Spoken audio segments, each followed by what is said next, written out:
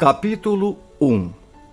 Simão Pedro, servo e apóstolo de Jesus Cristo, aos que conosco obtiveram fé igualmente preciosa na justiça do nosso Deus e Salvador Jesus Cristo. Graça e paz vos sejam multiplicados no pleno conhecimento de Deus e de Jesus, nosso Senhor.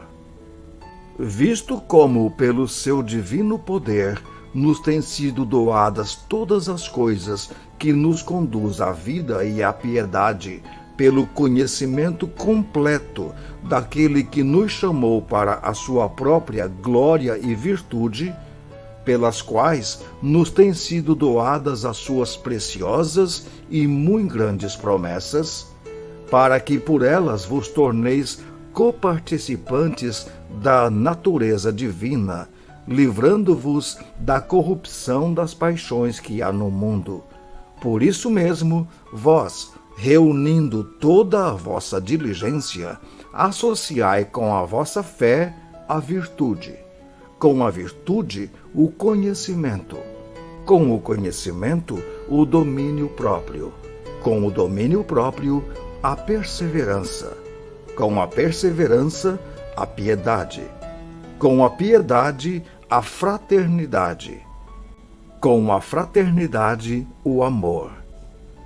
Porque estas coisas existindo em vós e em vós aumentando, fazem com que não sejais inativos nem infrutuosos no pleno conhecimento de nosso Senhor Jesus Cristo. Pois aquele a quem estas coisas não estão presentes é cego, vendo só o que está perto, esquecido da purificação dos seus pecados de outrora.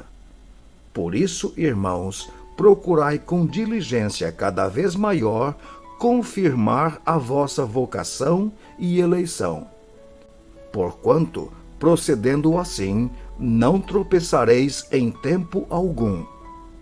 Pois desta maneira é que vos será amplamente suprida a entrada no reino eterno de nosso Senhor e Salvador Jesus Cristo. Por esta razão, sempre estarei pronto para trazer-vos lembrados acerca destas coisas, embora estejais certos da verdade já presente convosco e nela confirmados. Também considero justo, enquanto estou neste tabernáculo, despertar-vos com estas lembranças, certo de que estou prestes a deixar o meu tabernáculo, como efetivamente nosso Senhor Jesus me revelou. Mas, de minha parte, esforçar-me-ei diligentemente por fazer que, a todo tempo, mesmo depois da minha partida, conserveis lembrança de tudo. Porque não vos demos a conhecer o poder e a vinda de nosso Senhor Jesus Cristo, seguindo fábulas engenhosamente inventadas. Mas nós mesmos fomos testemunhas oculares da sua majestade. Pois ele recebeu da parte de Deus Pai honra e glória, quando pela glória excelsa lhe foi enviada a seguinte voz: Este é o meu Filho amado, em quem me comprazo. Ora, esta voz vinda do céu, nós a ouvimos quando estávamos com ele no Monte Santo. Temos, pois, assim, tanto mais confirmada a palavra profética, e fazeis bem em atendê-la, como a uma candeia que brilha em lugar tenebroso, até que o dia clareie e a estrela da alva nasça em vosso coração. Sabendo primeiramente isto, que nenhuma profecia da Escritura provém de particular elucidação, porque nunca jamais qualquer profecia foi dada por vontade humana. Entretanto, homens santos falaram da parte de Deus, movidos pelo Espírito Santo. Capítulo 2. Assim como no meio do povo surgirão falsos profetas, assim também haverá entre vós falsos mestres, os quais introduzirão dissimuladamente heresias destruidoras, até ao ponto de renegarem o soberano Senhor que os resgatou, trazendo sobre si mesmos repentina destruição. E muitos seguirão as suas práticas libertinas, e por causa deles será infamado o caminho da verdade. Também, movidos por natureza, farão comércio de vós, com palavras fictícias. Para eles, o juízo lavrado há longo tempo não tarda, e a sua destruição não dorme.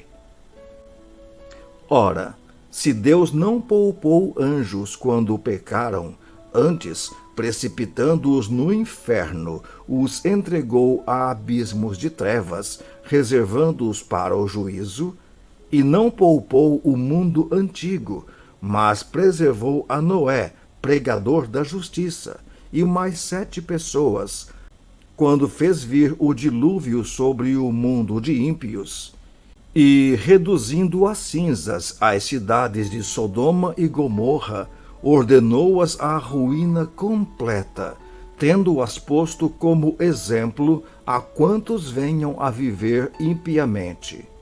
E livrou o justo Ló, afligido pelo procedimento libertino daqueles insubordinados. Porque este justo, pelo que via e ouvia quando habitava entre eles, atormentava a sua alma justa cada dia por causa das obras iníquas daqueles.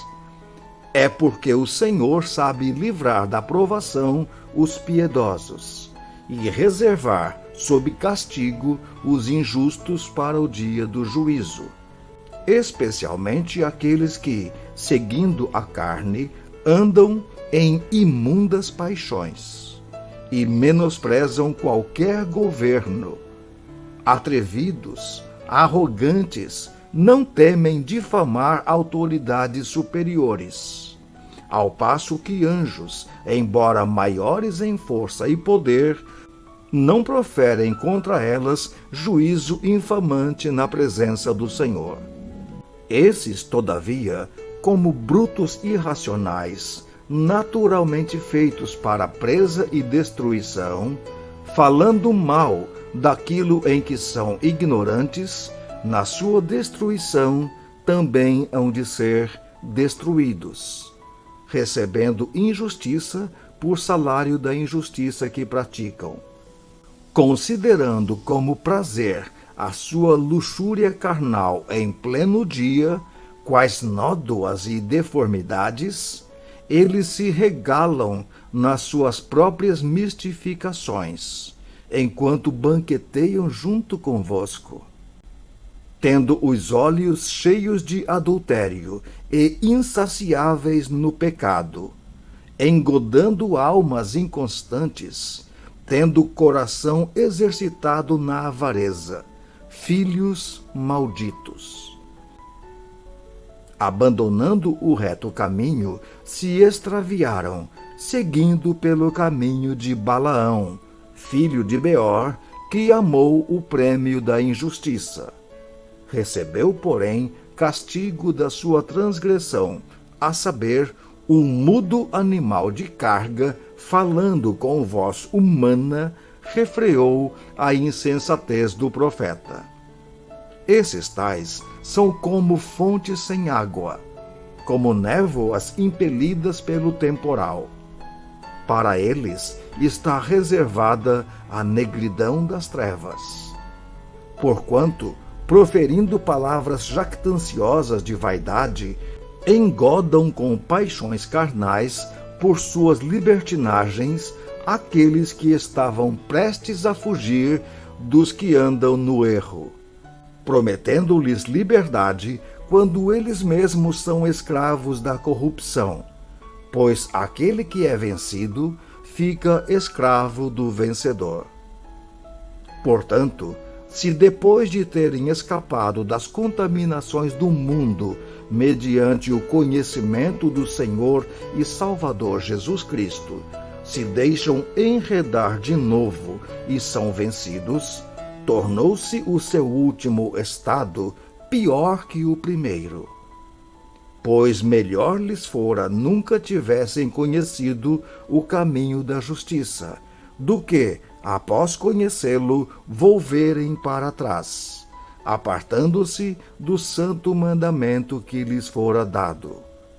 Com eles aconteceu o que diz certo adágio verdadeiro: o cão voltou ao seu próprio vômito, e a porca lavada voltou a revolver-se no lamaçal.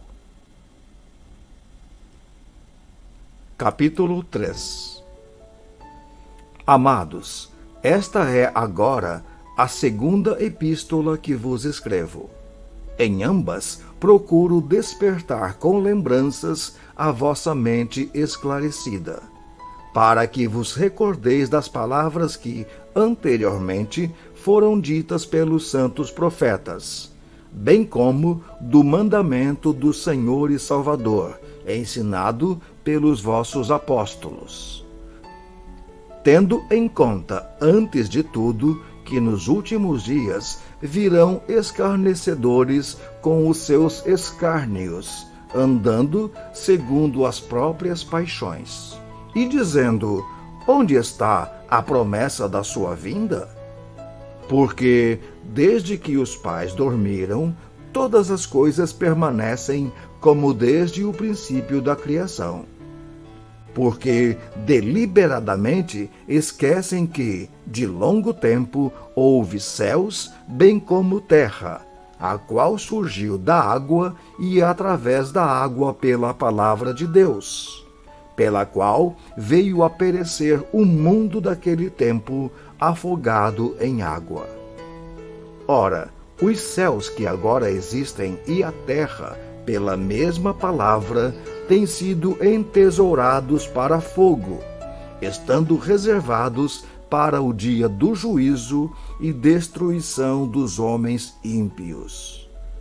Há, todavia, uma coisa, amados, que não deveis esquecer: que para o Senhor um dia é como 1000 anos, e 1000 anos como um dia.